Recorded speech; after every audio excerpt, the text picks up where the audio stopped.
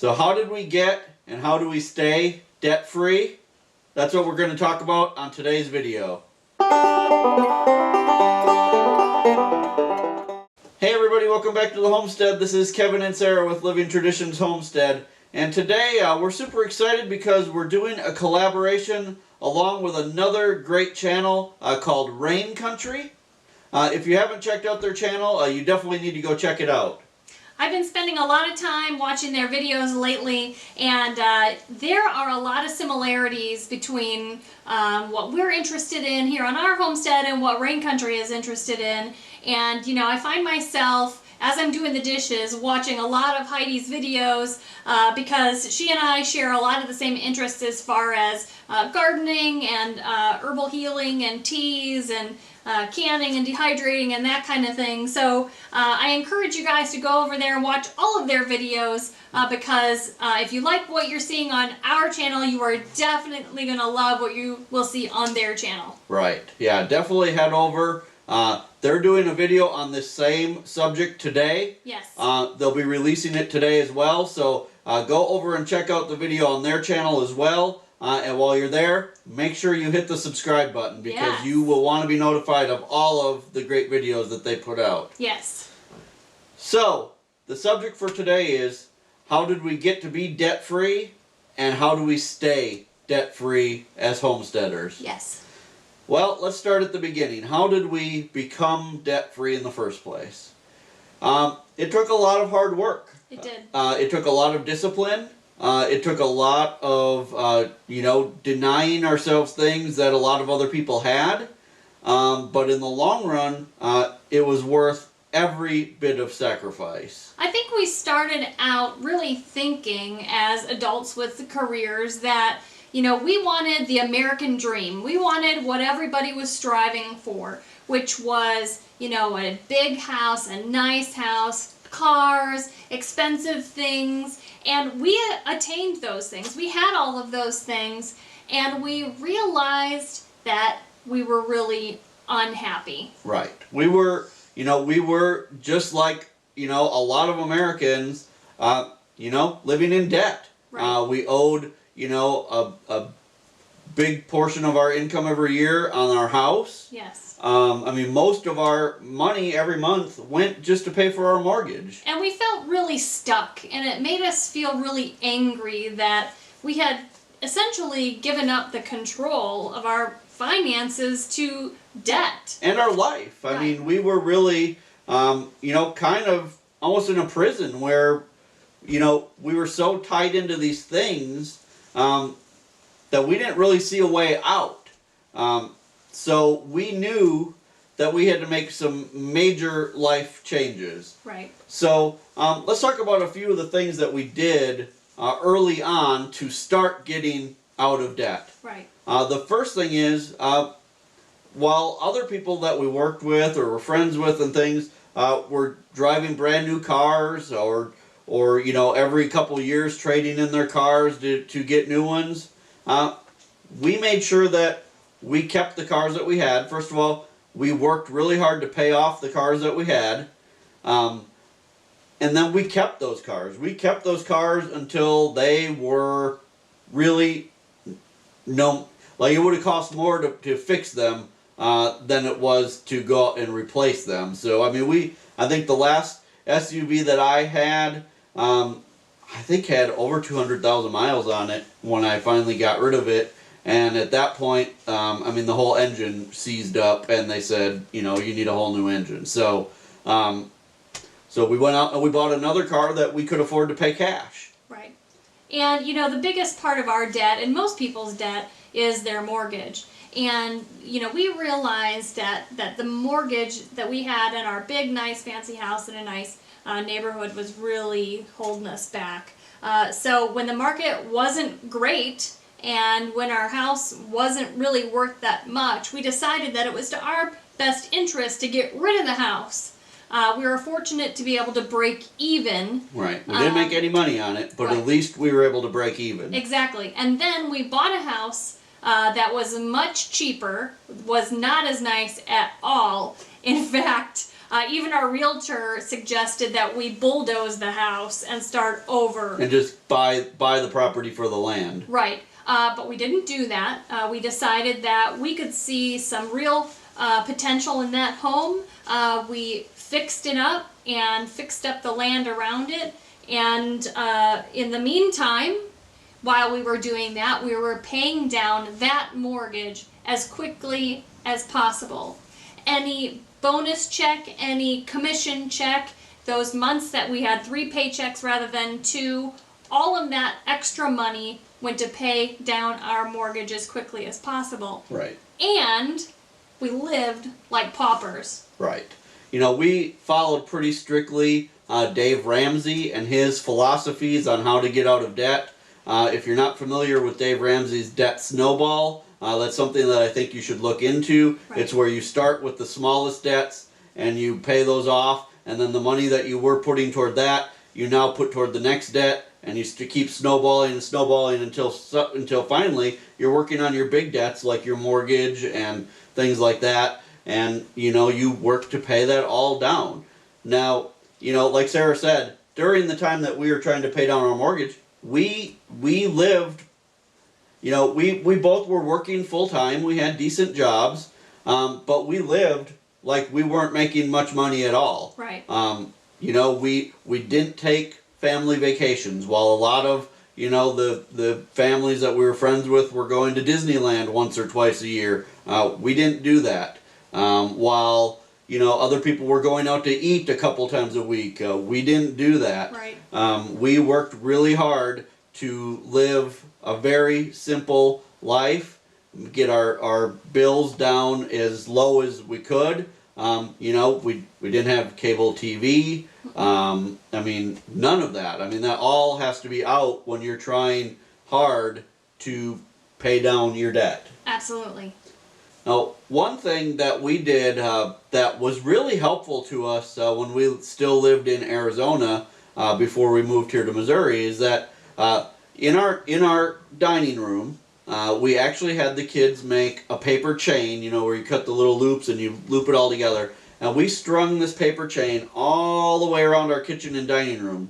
And each ring on that paper chain represented $1,000 of our mortgage. It was a long chain. It was a long chain.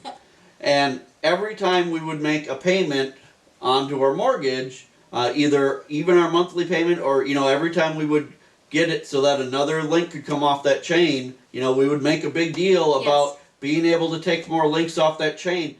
September 30th, 2015. It'd be funny if you fell over right now.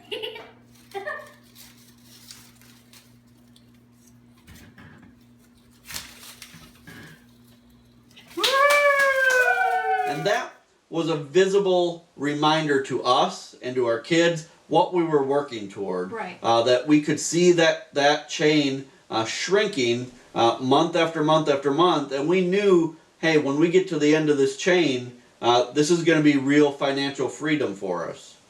Now, ultimately, we paid off probably about 3/4 of that mortgage, at which time the market in the Arizona area went high again. Right. And we decided that it was a good time to be able to sell that property, you know, and make enough money off of that property that we were able then to move here to Missouri and be able to buy this property that we now have with cash. Be completely debt-free. We don't have, you know, car payments. We don't have a mortgage. We don't have many monthly bills. The taxes here are very low. Very low. You know, and that's another thing. When you're trying to become debt-free, especially if your ultimate goal is to be a homesteader and to live a simple life, then you need to look geographically where you're living.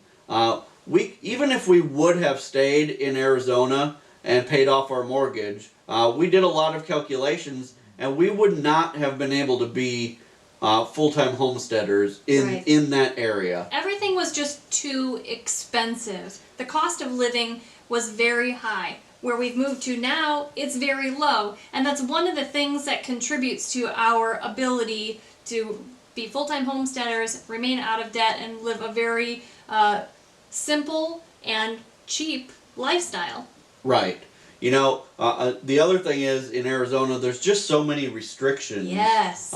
You know, it may not be the whole state, but where we lived in the Phoenix area, there's so many restrictions on what you can and can't do that adds a lot to the cost of trying to live a simple life. Right. So when we moved out here to the Missouri Ozarks, and we're out in the country, there's very few regulations, if any regulations. Yeah, I mean, there's no real building codes. There's no, you know, really, you can live as freely as you choose, which is exactly what we wanted. Right. I mean, there are still laws about selling meat and those Well, sure. kinds of things, and But as far as what you can do on your homestead, Oh, right. it's very free. right. And, you know, I guess my point in saying that is that sometimes you need to make some very hard decisions. In our case, it was leaving family behind in Arizona and moving to a place where we knew that, you know, we could live the type of life that we thought was best for us. Right. So if it's something you're very serious about, as we were, you need to be ready to be able to make those sacrifices. Exactly. So we're here. We are debt free. How do we stay debt free? How do we save money on Right. the homestead? Especially because we're doing this full time. We're Right. full-time homesteaders. Neither of us work off of the homestead, other than, I mean, we go to farmers markets and Right. things like that, but we don't We're have... not employed. Right, we're self-employed, Right. and we make money by the things that we do on the homestead. Right. So how do we manage that? How do we stay debt-free now that we're here? Right. Well, again, it comes down to living a very simple life. Yes. And by cutting out the things that you don't absolutely need. I guess one of the good things about that time that we spent paying down our mortgage was that we learned there were a lot of things we didn't need. Right. And now that we're here, we still don't need those things. Right. Yes. We don't have cable TV. We don't have a satellite TV or any of those kinds of things. Right. We have an antenna on our roof, and honestly, we get 14 or 15 channels Right. off of our antenna on the roof, and most of the time, we're so tired by the end of the day, by the time we sit down to actually watch any TV, we see about an hour or less of TV before we're just exhausted and asleep on the I couch think anyway. it's 15 minutes for me. Probably. Well, up until very, very recently, we had one cell phone, and we shared that. As a family, we shared that. Right. And just, we have one of those Prepaid phones from Walmart. right, cell phone plans. And we just got Right. Kevin I went the first year and a half that we were here on the homestead without a phone, which Right. honestly, after being in sales for as long as I was and constantly being on the phone, it was a relief. Right. Now, just within the last couple weeks, I got a cell phone, and to be honest, it's kind of driving me crazy hearing things go off, and most of the time I just leave it in the house. But we got it for the times where we are apart, and if I'm out in the woods hunting and Sarah's in town and I need something or something like that. So, but our oldest daughter Grace, she has a cell phone, but you know what? We don't pay for it. She does wood burning, and she goes to craft shows and things like that along with Sarah. Mm-hmm. She goes to the farmer's market with us, and she earns the money every month to pay for her own cell phone bill. Right. Those are things that, as parents, we have to draw a line and say we can't afford to pay for a phone for everybody in the family. Right, right.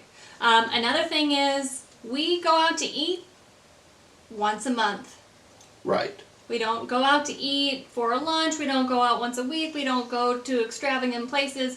As a family, we limit our out to eat spending once a month. The other thing is in our grocery shopping and stuff, we cook at home all the time, obviously, and 95% of it is from scratch. We don't buy pre-made meals. We don't buy anything at all from the freezer section Right. at the No, store. the box mixes, Hamburger Helper. Oh, no. rice mixes and that type of thing. Yeah, so our grocery shopping is really for, ingredients only for the things that we make here on the homestead. Right. And really, you guys, we grow and raise as much of our food as possible. And when I say that, I mean we're serious about it. A large portion of what we do every day, every week, is going toward feeding our family. We have extensive gardens. We're raising animals, caring for animals all of the time. It is our desire to raise all of our food, or at least all the food that we can. Right. One major decision that we made at the time that we were moving onto the homestead is what to do with all of our vehicles. Now, in Phoenix, we each had a vehicle because we were both working. We needed to go places at different times and stuff, and we had a farm truck. And I had a Harley. But we didn't need all of those things coming onto the homestead, so we made, some tough decisions. Of course it'd be really fun for Kevin to continue having his Harley, but we decided to sell it. Maybe someday. And, we decided that we also didn't need two separate vehicles to be going around. I mean, we are together all the time. We go places together all the time. We don't need two separate kinds of everyday vehicles. Right. So we actually sold my small SUV, and we are using Kevin's small SUV for day-to-day things. Right, because mine was 1 year newer and had less miles. Right. So that's the one that we kept. Exactly. We also have one old farm truck that we really use once or twice a month. It's a 1994 Ford F-250. It's good for what we need it for, to go get feed and transport animals and, go get things. But we rarely it's not an use everyday that. driver. No, absolutely not. But, we need that on the homestead. Right. It's good for pulling the animal trailer, things like that, but, it gets 8 miles to the gallon. Right. But so we don't drive it often. My point was here, we just didn't need so many vehicles, so we downsized. It's less, potential gas because we have to coordinate when we're going places. It's less on our insurance and those kinds of things. Right. And that's the benefit of also having older vehicles. They're cheaper on insurance. Right. As long as they're, good enough that they're not breaking down all the time, which is a big expense. Having older vehicles, saves you money. Right.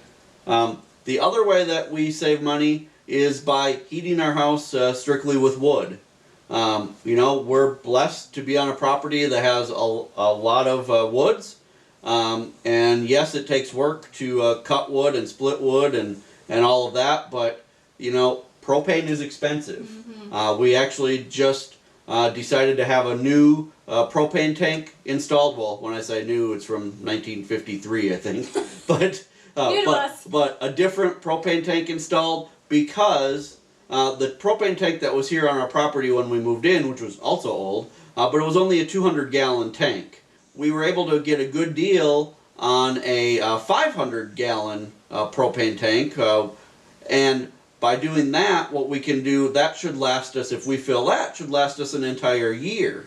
Now, the benefit of that is that we can fill that tank every August or September when propane prices are at their absolute lowest for the year, and not have to worry about ever running out during the winter when things are super expensive. Right. So that's another way to save money. Hey, you guys, if you out there have a debt-free story, we would love to hear about that, and we would love for you to create a video just like this and just like that of Rain Country about how you became debt-free and how you are staying debt-free. If you would do that, make sure you mention our channel and Rain Country. We would appreciate that. And send us the link to your video, and we will add it to our debt-free playlist. Right. Yeah. We would highly encourage other homesteads, or not even homesteads, any subscriber who has a good story about how they became and stayed debt-free. Yes. Send us that link, and we'll definitely put it in our playlist. Before you go, let me remind you to head over to Rain Country's channel, hear their story about becoming debt-free and staying debt-free, and while you're there, subscribe to their channel. But don't forget, if you're not a subscriber of our channel yet, we would love to have you as our subscriber. Right. And we're running a contest right now. Yes. A 5,000 subscriber contest. Yes. So get on that. Right. So watch that video from yesterday. We have fantastic giveaway gifts. So you guys, again, I hope that you got something out of this video that will help you. We're always here to try to be an encouragement to you and to try to show that it is possible to live a simple life even in today's chaotic world. We thank you so much for stopping by the homestead. And until next time, you guys, take care and God bless. God bless.